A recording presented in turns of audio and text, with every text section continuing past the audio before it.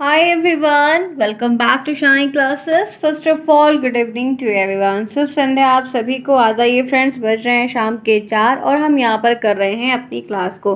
कैसे हो दोस्तों? उम्मीद है आप अच्छे हैं, बढ़िया हैं, स्वस्थ हैं। अपनी आँखों का थोड़ा सा ध्यान रखिए, आजकल बड़ी प्रॉब्लम चल रही है तो इसलिए थोड़ा सा ध्यान रखते हुए चलिए। आज हम यहाँ पर आपका टाइम टेबल मैंने आप सभी को टेलीग्राम भेजा हुआ है। आप सभी बहुत सारे बच्चे टेलीग्राम पे नहीं कनेक्टेड, इसलिए आप क्लासेस भी मिस करते हैं और बहुत सारी न्यूज़ भी आपको नहीं पता रहती है। तो उसके लिए कहना चाहती हूँ टेलीग्राम ज़रूर ज्वाइन करिए। लिंक आपको कमेंट बॉक्स में दिया है। आप टेलीग्राम पर भी शाइनिंग क्लास सर्च कर सकते हैं, आपको ईजिली अवेलेबल हो जाएगा। आज जो पेपर मैं पढ़ाने वाली हूँ वो आपका पेपर 2 है, प्रारंभिक शिक्षा के नवीन प्रयास। 50 नंबर का यह पेपर होगा जो कि काफ़ी इंटरेस्टिंग है। और सबसे प्लस पॉइंट ये है कि पेपर 1 पेपर 2 में काफ़ी सिमिलरिटीज़ है, तो वो आपके लिए काफ़ी हेल्पफुल होने वाला है। तो चलिए स्टार्ट करते हैं आज की इस क्लास को। आप जुड़े शाइन क्लास, मैं हूँ शालिनी, आप सभी का यहाँ पर स्वागत करती हूँ। बहुत सारे फ्रेंड्स हैं जो फर्स्ट सेमेस्टर में नहीं मेरे साथ जुड़ पाए थे, नहीं पढ़े थे, नहीं अपने आप सेल्फ स्टडी की थी, लेकिन सेकंड में पढ़ना चाह रहे हैं। तो प्लीज़ चैनल को सब्सक्राइब कर लीजिए, ना किया हो अभी तक। लाइक भी करिएगा एक छोटा सा क्लास को देखने के बाद, और एक छोटा सा कमेंट भी कि आपको ये क्लास कैसी लगी, क्योंकि आपके जो छोटे छोटे कमेंट्स होते हैं, आप लोग एटलीस्ट 50 60 70 लोग एक साथ, 100 लोग एक साथ देखते हो, तो मुझे अगर एक आपके 100 कमेंट्स भी एक साथ मिलते हैं तो काफ़ी हेल्पफुल होता है मेरे लिए। तो वो ज़रूर किया करें, क्योंकि आपके फीडबैक से पता चलता है कि आपको क्लास समझ में आई नहीं आई, प्रॉब्लम है कोई तो वो बताइए, तो चीज़ें आपके हेल्प आउट होंगी। ठीक है, चलिए फिर देखते हैं क्या हमें पढ़ना। आज ये जो पेपर मैं पढ़ाने चल रही है इसकी पहली क्लास है। अभी तक इसके बारे में मैंने आपको एक भी क्लास नहीं दी है, ये पहली क्लास है। अभी बहुत सारी क्लासेस नहीं हुई, सब स्टार्ट हो रही धीरे धीरे, तो आपको हर एक चीज़ करके मिलेगी, सब बताई जाएगी। ठीक है, और आपकी अब सोशल साइंस बची हुई है जो स्टार्ट करनी है, वो भी मैं आपको इस टाइप का टाइम टेबल के हिसाब से कर दूँगी। ठीक है, ओके फ्रेंड्स, चलिए फिर देखते हैं। आइए,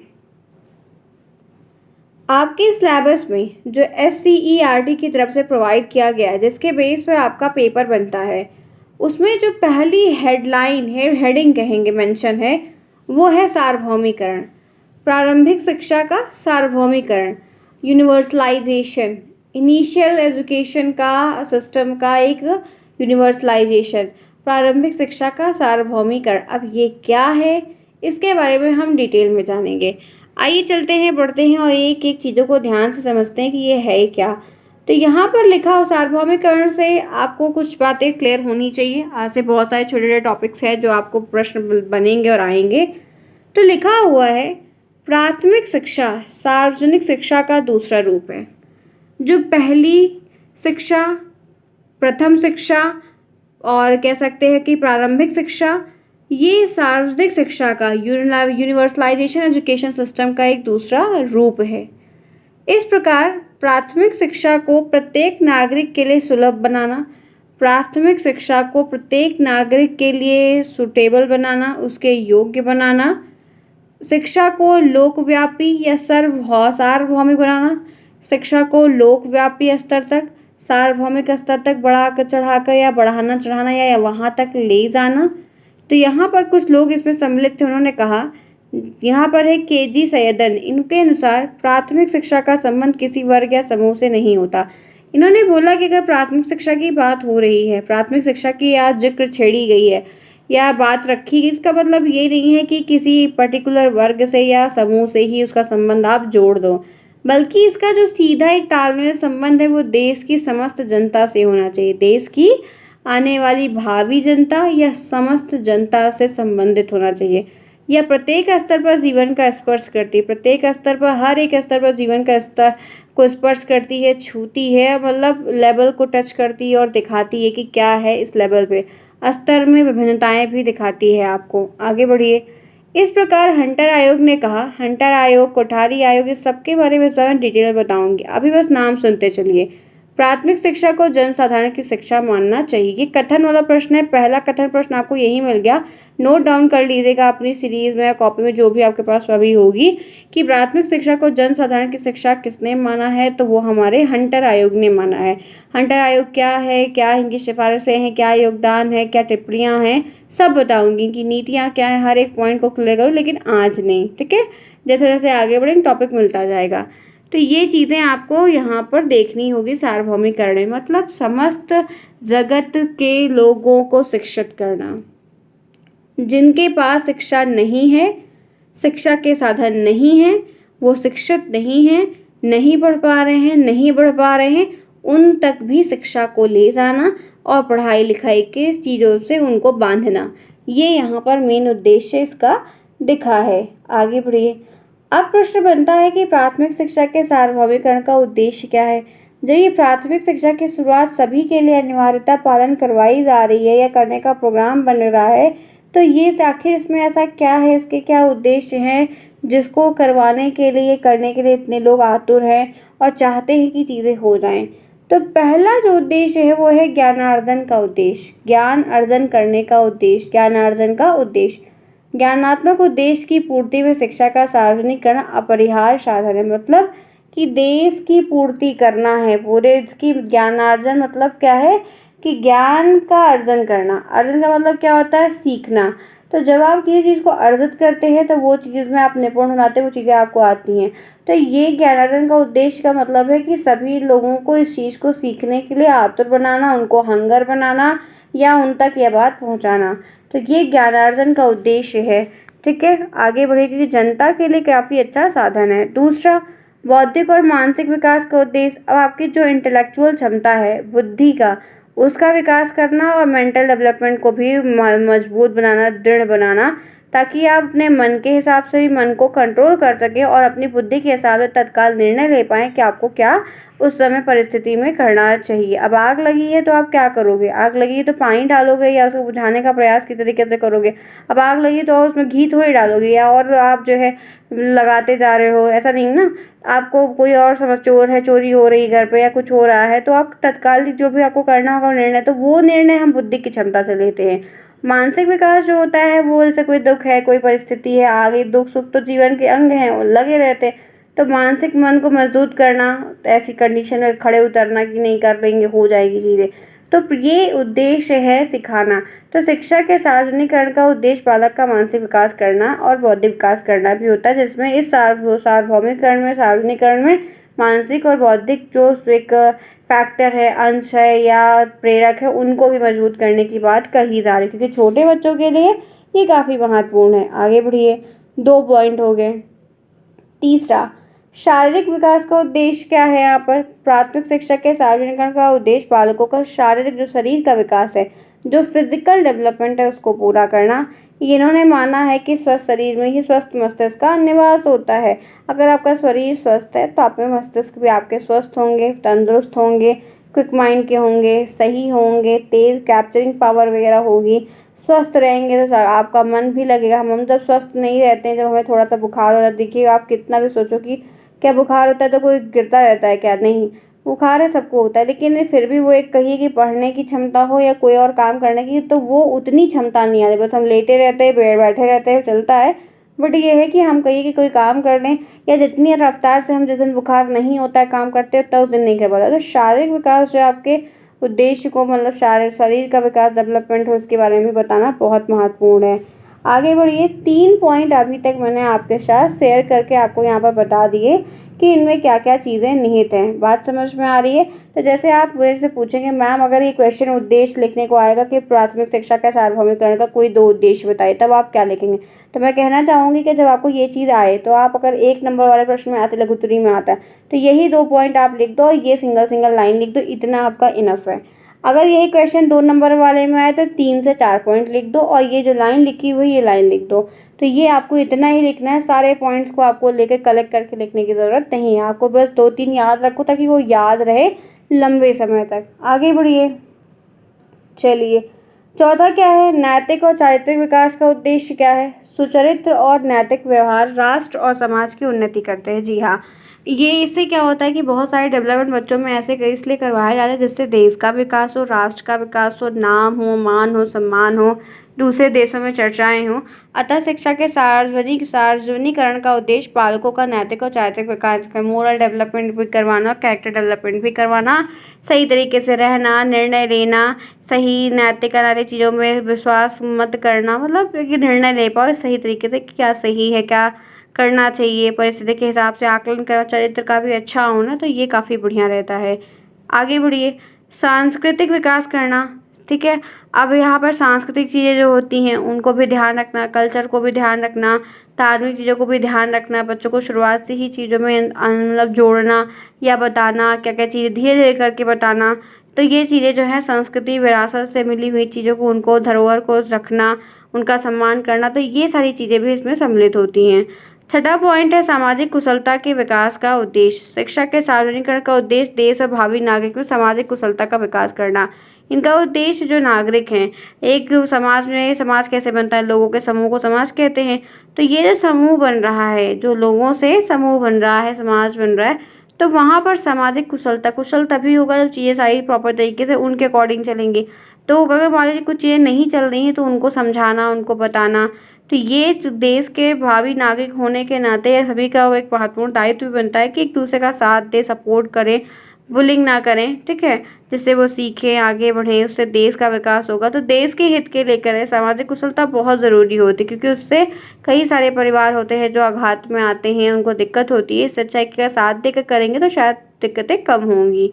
सातवां पॉइंट है व्यक्तित्व के सर्वांगीण विकास का उद्देश्य। बच्चों का या व्यक्तित्व की जो पर्सनैलिटी है उसका होल डेवलपमेंट करने में इनकी बहुत भूमिका होती है। इसमें बालक के सारे फैक्टर्स, शारीरिक हो, मानसिक हो, बौद्धिक हो, सामवेगिक हो, आध्यात्मिक हो, धार्मिक हो, जो भी हो, जितने भी फैक्टर्स हैं वो सारे सम्मिलित हो जाते हैं और बच्चा हर प्रयास में, हर फैक्टर्स में काफ़ी अच्छा होता है। उसका हर तरफ, चारों तरफ चौमुखी विकास हो देखने को मिलता है, उसकी एक झलक मिलती है।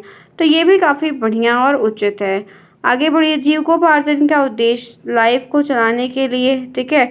तो यहाँ पर है कि शिक्षा के सार्वजनिकरण का एक उद्देश्य आत्मनिर्भरता की भावना को बढ़ाना, आत्मनिर्भरता, सेल्फ कॉन्फिडेंस को भी डेवलप करना और खुद से करने के प्रयास के लिए काफ़ी आतुर करना, अपने को कुछ करने के योग्य बनाना, कुछ ऐसी क्षमता या कुछ ऐसे काम सीखना जिसमें आप योग्य हो और काफ़ी परफेक्शन के साथ उस चीज़ को करो, प्रोत्साहन देना, मनोबल को बढ़ाना। बालक में प्रारंभ में इसी प्रकार की भावनाएं होंगी और तभी बच्चे बनना, जब बच्चे में शुरुआत से ही कुछ खोजना, खोज कर कुछ बनाना, कुछ कबाड़ के स्थानों से लेकर बेस्ट से बेस्ट बनाना, कुछ और नया करना, कुछ यूनिक करना, कुछ सॉल्यूशन को सिंपल तरीके से सॉल्यूशन ले आना। जब उस समय समझ में ना आए तो कुछ आइडिया तिगड़म लगाना। तो बहुत सारी चीज़ें ऐसी होती हैं जो आप शुरू से सिखाएंगे या बताएंगे तो एक दिन वो बच्चा नागरिक बनेगा तो काफ़ी अच्छा होगा, उसका रोल प्लेइंग काफ़ी बढ़िया होगा, ठीक है? तो मैंने आपको टोटल कितने पॉइंट लिए हैं? 8 पॉइंट लिए हैं। 8 पॉइंट में किसी को कोई प्रॉब्लम हुई यहाँ तक अभी तक? 8 पॉइंट में मैंने बोला 1 नंबर में 2 या 3 याद रखो और 2 नंबर के लिए 4 या 5 याद रखो। बस इतना ही आपको 8 पॉइंट में जो पॉइंट ईजी लगे वो पॉइंट याद कर ली, उसकी एक लाइन खुद से बनाकर लिख पाएंगे तो वो भी लिख दीजिएगा, ये लिखना हो तो ये लिख दीजिएगा अगर प्रश्न बनता है तो, ठीक है? चलिए, जिन्होंने क्लास को लाइक नहीं किया फटाफट क्लास को लाइक करिए। फिर आगे बढ़ते हैं, जो एक टॉपिक और है वो उस पर डिस्कस करेंगे कि आखिर उसमें क्या दिया गया, क्योंकि मंदिर में आना है तो घंटी ज़रूर बजाना है। अब आपका कल एक आयोग गठन का बात चल रहा था तो वो गठन हो गया है। देखिए, उम्मीद है कि यूपीटेट जल्दी ही होगा, तो बहुत सारे लोग सभी वैलिड रहेंगे फ़िलहाल के लिए। तब आपको पढ़ना और करना रहेगा, इस बात को ध्यान रखिएगा, ठीक है? तो जल्दी जल्दी हर चीज़ को कवर करके पढ़ने का प्रयास करते रहिए। आगे बढ़े, चलिए अब बात कर लेते हैं इनकी आवश्यकता एवं महत्व को, कि इनकी आवश्यकता क्या है, इनका महत्व क्या है, इनके बारे में क्यों इतना पढ़ रहे हैं या जान रहे हैं।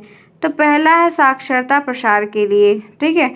शिक्षा का सार्वभौमिकरण जो करना है वो साक्षरता प्रसार के लिए।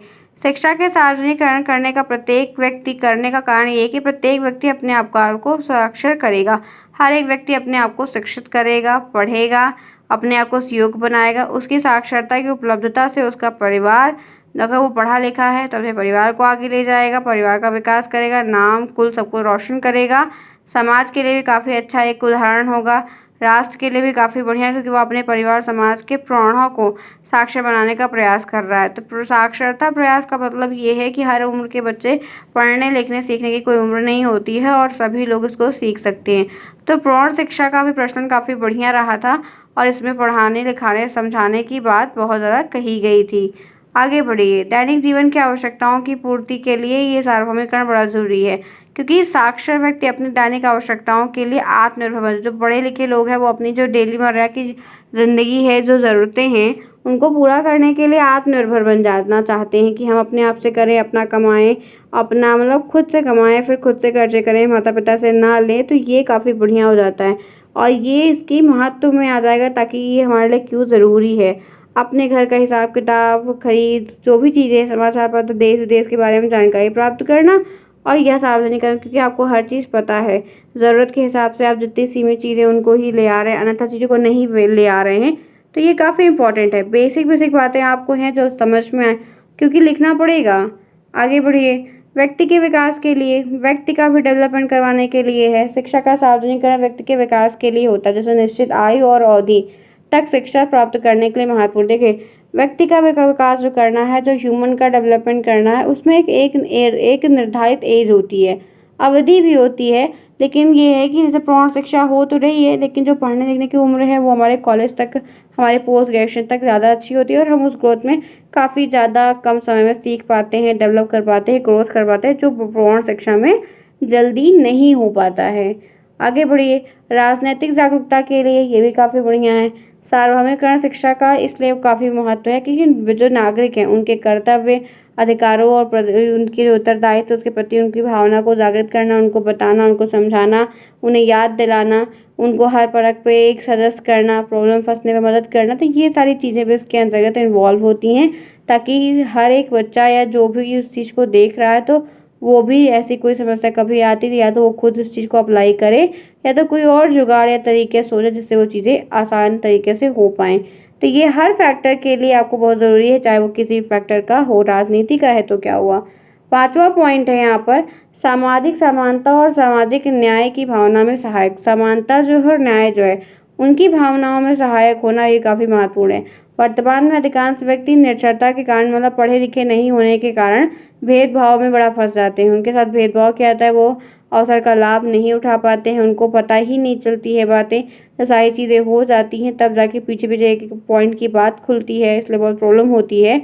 और निरक्षरता के कारण उनका समुचित विकास, पढ़े लिखे ना होने का उनका डेवलपमेंट नहीं होता, इनकी कोई हेल्प नहीं करता, उनको समय पर कोई कोई कुछ बताता नहीं है। इस वजह से ये भी देखने को बहुत हीन भावना के साथ मिलती है, जो कि गलत है। ठीक है, यहाँ तक बात समझ में आई। 5 पॉइंट मैंने आपको लिए, पाँचों मैंने आपको क्लियर बताया। उम्मीद है बढ़िया है, समझ में भी आ रहा हो, कोई प्रॉब्लम नहीं। अगर होती है आप मुझे कमेंट बॉक्स में पूछ सकते हैं। शिक्षा के सार्वभौमिकरण के लिए कुछ प्रावधान भी दिए गए हैं। ये जो प्रावधान है इसका मैं आपको चार्ट दिखा सकती हूँ, आप देख सकते हैं। तो प्रावधान में क्या आएगा, जो ये आर्टिकल्स वगैरह बनाए गए हैं मतलब कि बढ़ाने के लिए, सिखाने के लिए, सुरक्षा देने के लिए, उनके बारे में आपको इस बार देखने को मिलेगा। तो प्रावधान एक कॉलम में है और एक कॉलम में लेख, मतलब वो संख्या है। तो ये थोड़ा सा जो है चार्ट आप सभी अपनी कॉपी में ज़रूर बना लीजिएगा, नहीं तो स्क्रीनशॉट लेकर रख लीजिएगा, रख पा रहे हैं तो उसके लिए काफ़ी बढ़िया हो जाएगा। तो पहला है निःशुल्क और अनिवार्य शिक्षा का प्रावधान। तो ये किस में है, ये अनुच्छेद 45 में है। ये क्या है इसके बारे में डिटेल में हम बताएंगे आपको, लेकिन अभी आपके लिए आज के लिए इतना जानना जरूरी उतना ही जानिए, ताकि इतना आपको याद रहे, आपके दिमाग में रहे। दूसरा, शिक्षा का अधिकार 21A में है। ठीक है, किसमें, अनुच्छेद 21A में। तो अनुच्छेद आपसे प्रश्न बनता है कि निःशुल्क अनिवार्य शिक्षा का अधिकार किस अधिनियम में है, तो ठीक है, या अनुच्छेद 45 क्या है, अनुच्छेद 21A क्या है। तो ये चीज़ें आपको ध्यान रखनी होंगी, जो अभी तक आप लोगों में से बहुत सारे लोगों ने नहीं पढ़ रखी हैं। तो ये दूसरा हो गया। तीसरा है महिलाओं के लिए शिक्षा, 15(1) का सेक्शन 3। तो ये है आपके लिए। फिर ST SC अन्य कमजोर वर्गों की शिक्षा और आर्थिक हितों को बढ़ावा देना 46 में है। ठीक है, किसमें है, 46 आर्टिकल में यह बात दी गई है। आगे बढ़िए। धार्मिक की शिक्षा तो 25 में है, 28 1 2 3 में है। इनके अंश होते हैं, सब टाइप्स होते हैं, पार्ट होते हैं, उसमें रहती है। तो धार्मिक शिक्षा के बारे में सिखाना, बताना, ये सब उसमें दिया गया हुआ है। फिर है अल्पसंख्यकों की शिक्षा और इनके हितों की रक्षा है, वो आर्टिकल 29 में है। जो अल्पसंख्यक वर्ग हैं, समूह हैं, इनकी रक्षा के लिए, इनके जो है हित के लिए जो भी चीज़ें दी गई हैं वो सभी के सभी आर्टिकल 29 में रखी गई हैं, आर्टिकल 29 में दी गई हुई हैं। आगे बढ़िए। फिर है शैक्षणिक संस्थान की स्थापना प्रशासन करने का अल्पसंख्यक का जो अधिकार है, कैसे संस्थान को वो खोले, स्थापना करे, तो वो 30 है। कितना है, 30 है। आगे बढ़िए। आर्टिकल 30 में सारी बातें कही गई हैं। प्राथमिक स्तर पर मातृभाषा में शिक्षा होती है, उसका आर्टिकल क्या है, तो 30A है। ठीक है, 30A 350 है, मतलब 350 में है, 350 के पार्ट ए में है। हिंदी का प्रचार प्रसार 351 में है, किसमें है, 351 में है। केंद्र शासित प्रदेश में जो शिक्षा की बात चल रही है वो 239 आर्टिकल में है। तो ये आर्टिकल जो जो इम्पोर्टेंट है वो हम आपको बताएंगे, ताकि आप उस समय अपने पेपर में लिख कर आएँ, क्योंकि जो मोस्ट फेमस बार बार पूछे जाते हैं वो ज़्यादा आते हैं, लेकिन और भी जो चीज़ें उनको हम थोड़ा बहुत देख ज़रूर लेंगे। शिक्षा का अवसर प्रदान करने का जो मौलिक कर्तव्य है वो 51वें में है। तो ये भी बहुत इंपॉर्टेंट, क्योंकि कई सारे प्रश्न आपको मौलिक कर्तव्य से ही पूछे जाते हैं, तो ये आपको ध्यान रखना होगा कि आपको कैसे प्रश्न बन सकते हैं। ठीक है, तो फ्रेंड्स आपकी ये 20 मिनट की क्लास भी होती है ओवर। मैं आपको 20 मिनट से की क्लास 20 मिनट के ऊपर की क्लासेस प्रोवाइड करवाती हूँ ताकि आप सीखो, समझो, जानो। तो ये रहा आज का आपका दूसरा पेपर जो मैंने पहली क्लास स्टार्ट की है। आपका टाइम टेबल आपको टेलीग्राम पर दिया गया है, वहाँ पर आपको सब कुछ पता है कि कौन सा दिन किस बच्चे का कौन सा मतलब सब्जेक्ट पढ़ाया जाएगा।